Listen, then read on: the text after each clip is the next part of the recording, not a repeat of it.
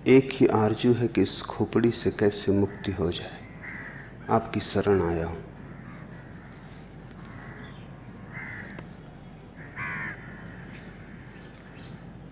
खोपड़ी से मुक्त होने का ख्याल भी खोपड़ी का ही है।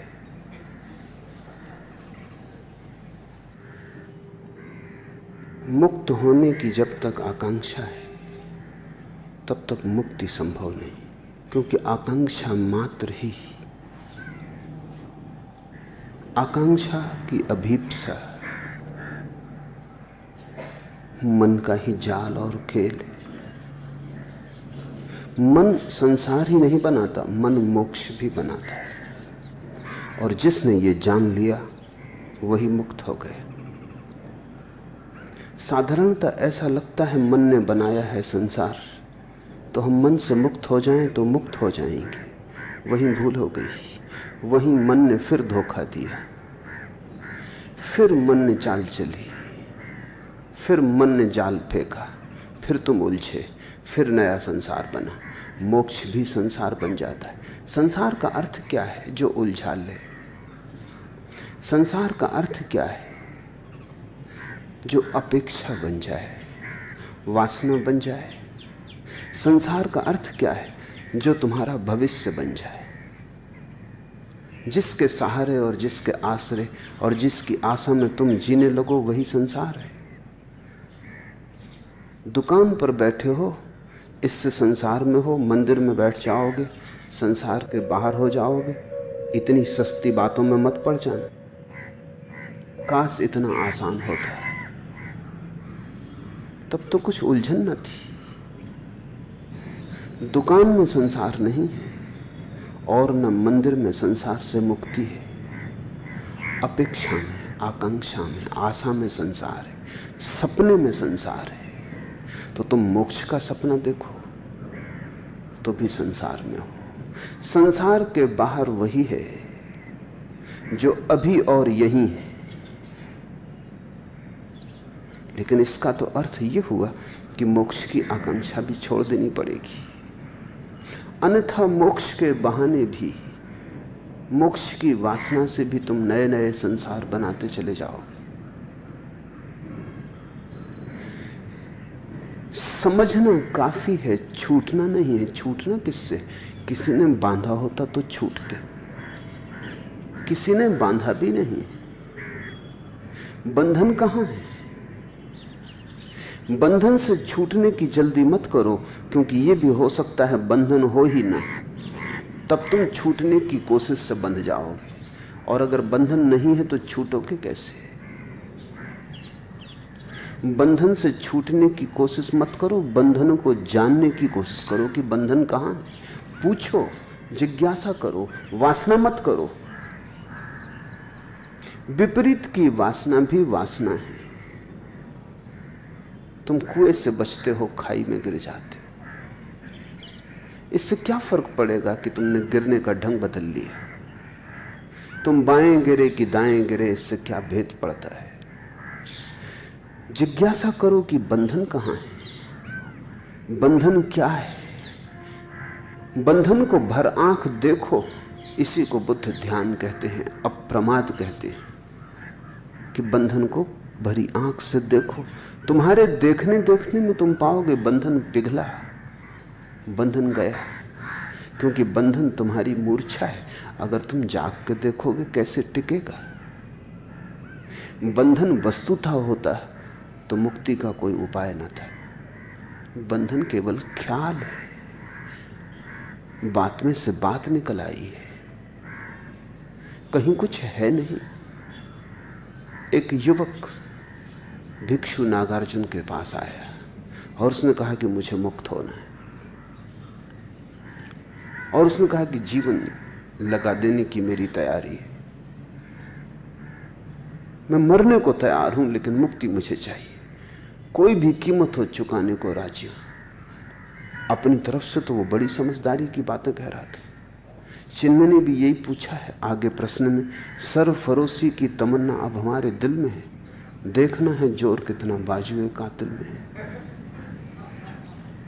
उसने भी यही कहा होगा, नागार्जुन को कि मरने की तैयारी है, अब तुम्हारे हाथ में सब बात है। मुझसे न कह सकोगे कि मैंने कुछ कमी की प्रयास में, मैं सब करने को तैयार हूं।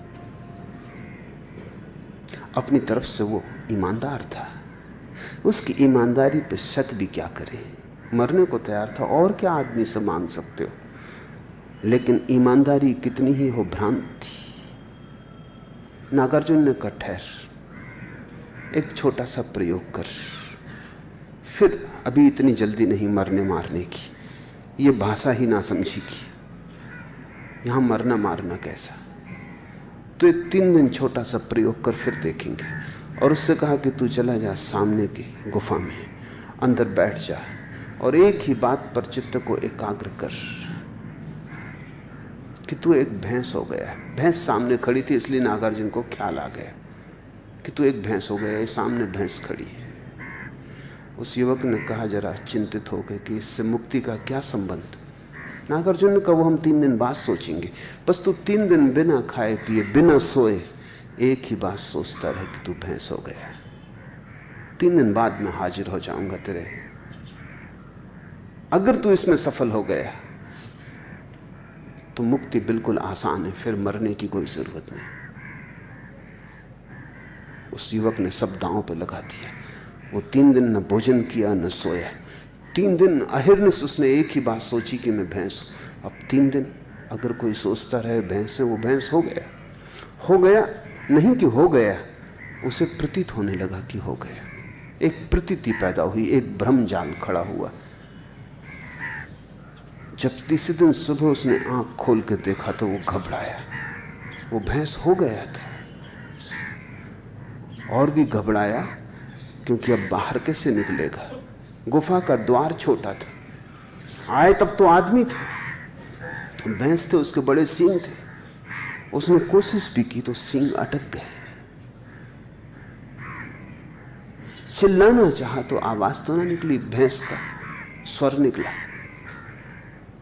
जब स्वर निकला तो नागार्जुन भागा हुआ पहुंचा। देखा युवक है, कहीं कोई सींग नहीं, मगर सींग अटक रहे। कहीं कोई सींग नहीं है, वो आदमी जैसा आया था वैसे ही है। लेकिन 3 दिन का आत्मसम्मोहन, 3 दिन का सतत सुझाव, 3 बार भी सुझाव तो परिणाम हो जाते हैं। 3 दिन में तो करोड़ों बार उसने सुझाव दिए होंगे। फिर बिना खाए बिना सोए। जब तुम 3 दिन तक नहीं सोते तो तुम्हारी सपना देखने की शक्ति इकट्ठी हो जाती। 3 दिन तक सपना नहीं देखा, जैसे भूख इकट्ठी होती है 3 दिन तक खाना ना खाने से, ऐसा 3 दिन तक सपना ना देखने से सपना देखने की शक्ति इकट्ठी हो जाती। 3 दिन की सपना देखने की शक्ति, 3 दिन की भूख में भी जितना शरीर कमजोर हो जाता उतना मन मजबूत हो जाता है। भूख से शरीर तो कमजोर होता है, मन मजबूत होता है। इसलिए तो बहुत से धर्म उपवास करने लगे और बहुत से धर्मों ने रात्रि जागरण किया। अगर रात भर जागते रहो तो परमात्मा जल्दी दिखाई पड़ता है, सपना इकट्ठा हो जाता है। अभी इस पर तो वैज्ञानिक शोध भी हुई है और वैज्ञानिक भी इस बात पर राजी हो गए हैं कि अगर तुम बहुत दिन तक सपना न देखो तो हेलुसिनेशंस पैदा होने लगते, फिर तुम जागते में सपना देखने लगोगे। आंख खुली रहेगी और सपना देखोगे। सपना एक जरूरत है,